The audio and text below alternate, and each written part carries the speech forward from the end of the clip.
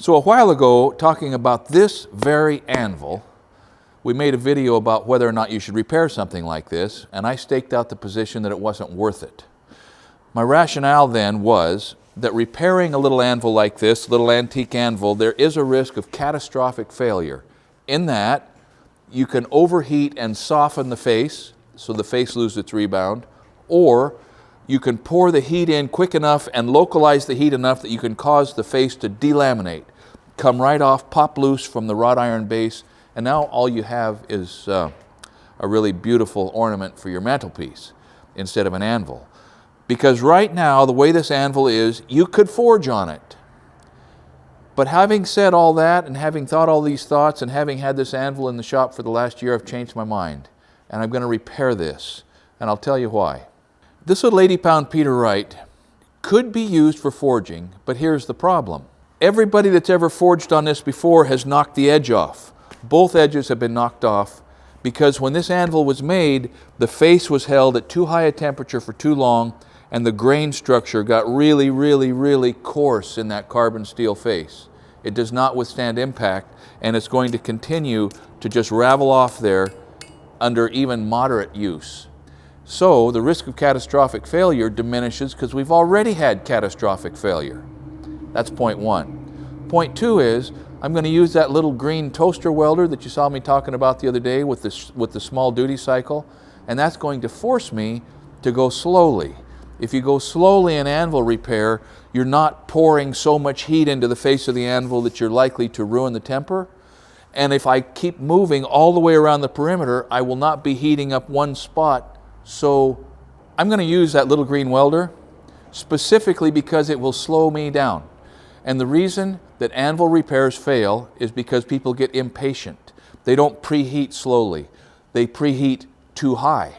They pour too much heat in one little spot and create a temperature differential across the face of the anvil that causes the face to pop off, delaminate.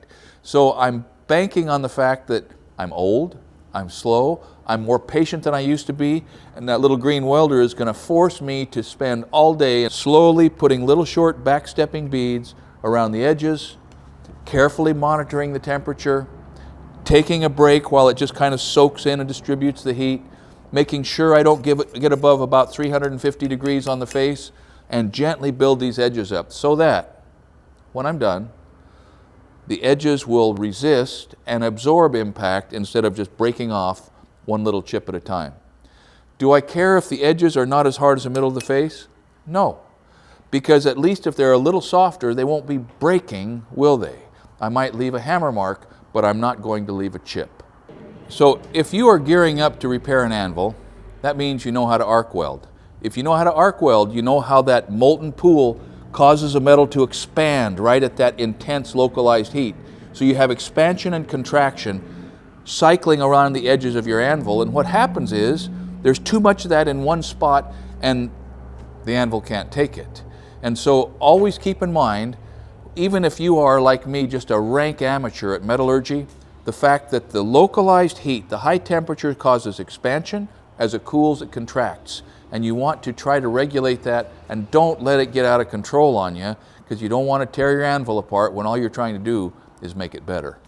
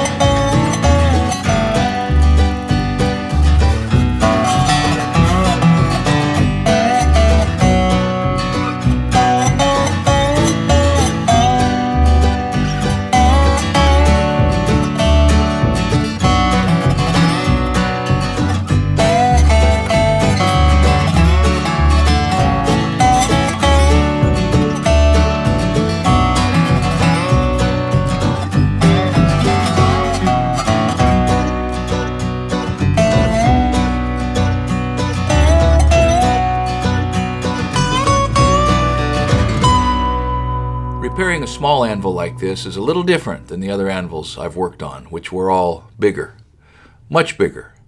In fact, about twice this size, because this one was only 80 pounds, and so it warmed up much faster and cooled off much faster than a big anvil does. Now, being smaller, I saw right away that there was a lot less welding and grinding. So even though the anvil had a lot more damage than any anvil I've worked on before, it was overall less work, but probably just as much time. The reason for this is that the anvil, having much less mass, would increase in temperature quickly and dangerously.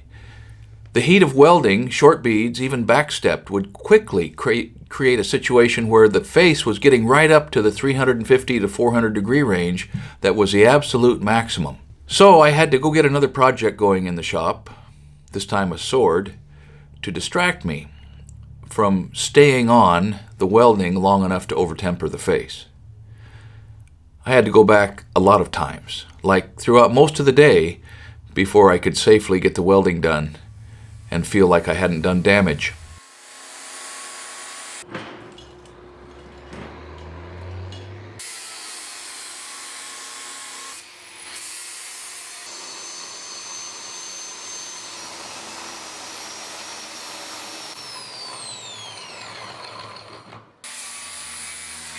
Because I knew that I was taking a risk by attempting this repair.